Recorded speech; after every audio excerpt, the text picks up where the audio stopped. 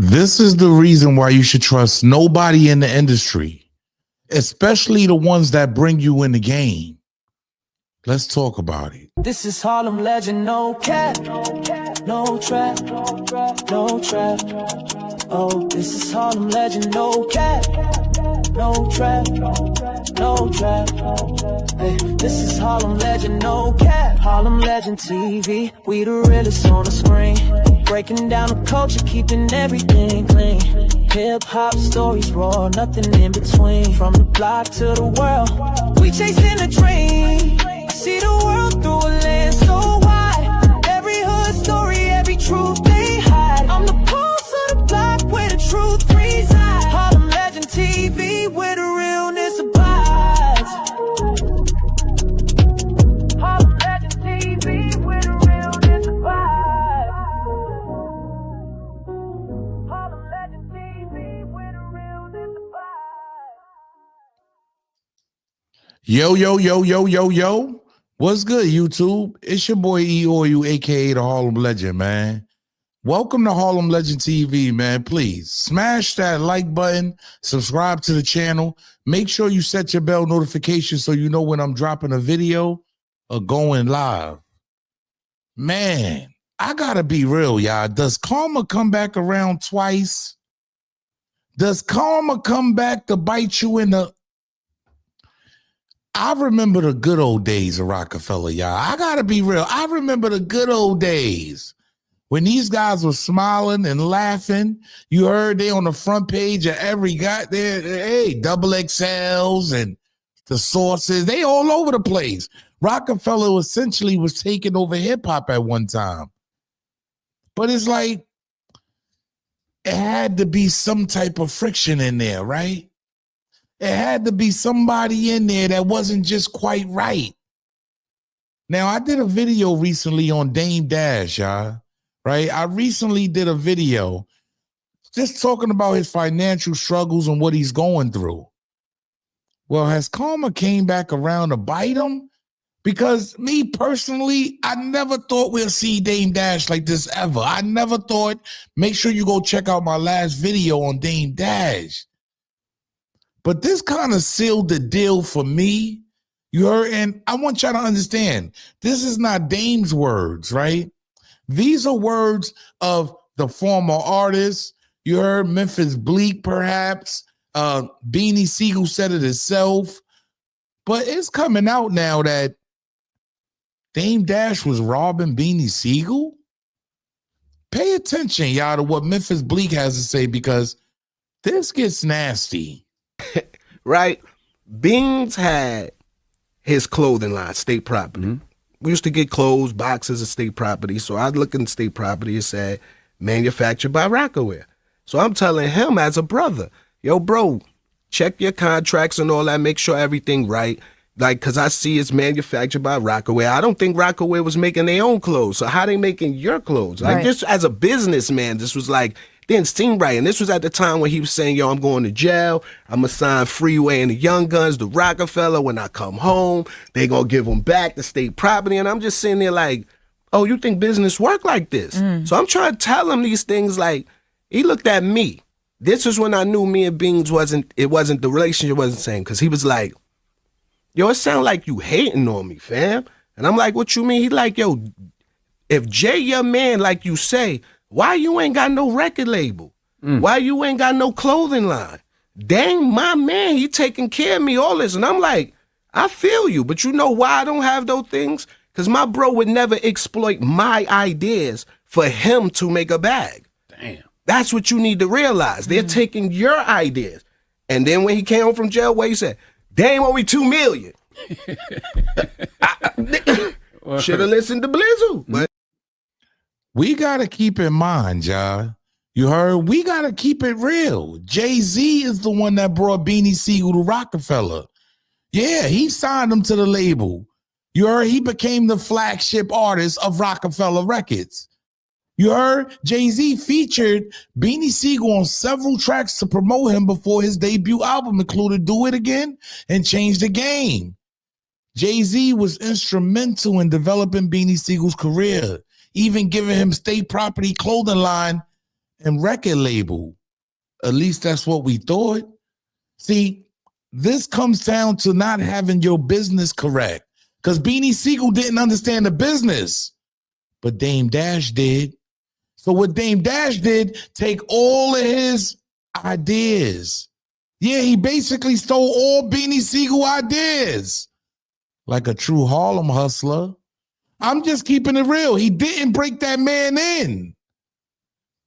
Is this why Dame Dash is suffering all the things he's suffering now? Wait, I want to hear what Beanie Sigel said about this because I had to go do some homework and go back. Beanie Sigel actually spoke about Dame owing him up to 11 million. Pay attention, y'all. And did you get your full money from all those things, or was it one of those things? Nah, people got rich out me thinking out loud. Because I thought State Property and Pro Kids were your line, but I mean, no, they was my my visions and my ambitions, but I just didn't have the funds to do it, and the people who had the funds, they ran with it, and I just didn't get my proper break. Like State Property Clothing was driven by that was my idea. That was my birth. That was my baby. I only owned 20% of that company. Procaz wanted to endorse me for wearing a Procaz. I had the world wearing Procaz instead of me taking an endorsement. Thinking as a team player, I was like, why take this $300,000 for them to let me wear, for me to wear their Procaz? I gotta be real.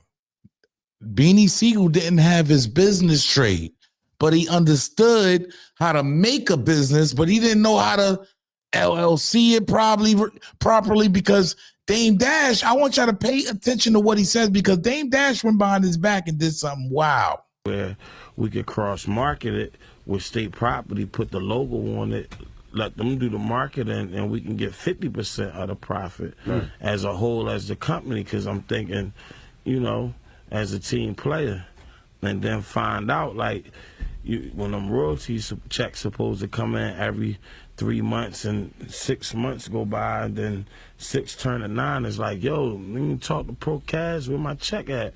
And then I'm getting a check from Armadale Rocker, that Armadale, you know, liquor that's supposed to have been a Procaz check, and then find out once I'm locked out, was incarcerated, that Dame bought the license out to Procaz, and he was running it instead of being straight up. And you know, I'm thinking Procaz playing with my money, and it's Dame Dash playing with my money. That's wow, y'all. I ain't gonna lie. I had to go back and do the homework and put 2 and 2 and come up with 4. You heard? I gotta be real. This is nasty work by Dame Dash. You heard? So Dame Dash was essentially robbing Beanie Sigel. He signed all his stuff up under him. And Beanie Sigel has made claims in the past of up to $11 million. This is wild, man. The crazy part about all of this, when Roc-A-Fella broke up, he didn't choose a side, John. Yeah. Hey, I gotta be real. Beanie Sigel didn't choose a side because he had love for Dame and he had love for Jay. But Beanie Sigel, I gotta be real. I know he's learned the game now, but Memphis Bleek was trying to put him on years ago. I didn't know Dame was slipping and sliding up under dudes, taking your idea, making it his own, and putting money into it or purchasing it. That's crazy he did that to Beanie Sigel. I gotta be real, y'all. Is Dame facing his own karma now? I gotta be real. I kind of felt like, damn, maybe we need to do something to get him back in the game. But the way he did Beanie Sigel, if this is true, because we gotta understand, this is what Memphis Bleek is saying. That's not what Dame is saying. You heard? That's what Beanie Sigel said. That's not what Dame is saying. So with all that being said, you know, we all could conjure up our own conclusion to this. But to me, this is nasty work, yo. You did your young gunner like that, a dude that You should have taught the game. Instead, these old heads, they wasn't teaching the game back then. No, they was trying to get everything that you had, and it was going to stay on top. They was trying to stay on top. They didn't care what it took to stay on top. Because it seems like Dame went from eating caviar to ravioli now, y'all. And it may be karma. It may be karma coming back to haunt him. How many other people did he do this to? Let me know. Get in the comment section. Yo, it's your boy E or you, aka the Harlem Legend, man. Leave a comment, subscribe down below, man. But this is nasty work by Dame Dash, the Harlem's legend. Sometime it be your own kind, man. You heard? I know he wish he would have taught these guys the business now, because maybe they would have had the money and they could have brought you up. Instead, you was taking their ideas and putting money behind it and making it your own. Why not cut them in? Or should they be at fault for not knowing the business? Look, I don't make the news. I just break the news down, man. You heard? Make sure y'all get in the comment section and leave a comment, but this is disgusting. Salute.